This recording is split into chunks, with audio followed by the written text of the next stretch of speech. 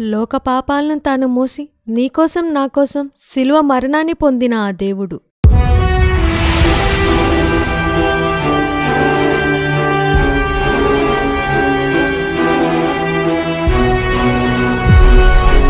కాలశకానికి మధ్యగా నిలబడిన ఆ దేవుడు.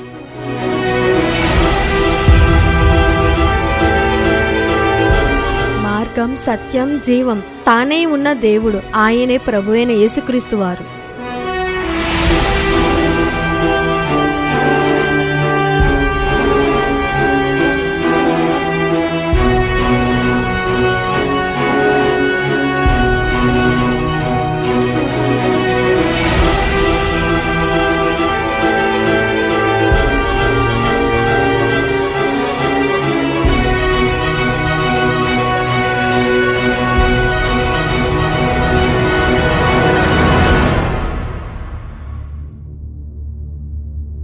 నీలానే ఆయన దగ్గరకు కొంతమంది ఒక వేశ్యను తీసుకొచ్చారు. వ్యభిచారమందు పట్టబడినదని రాళ్లతో కొట్టి చంపమన్నారు. అప్పుడు యేసుక్రీస్తు వారు ఆమెను అమ్మా అని పిలిచి క్షమించారు.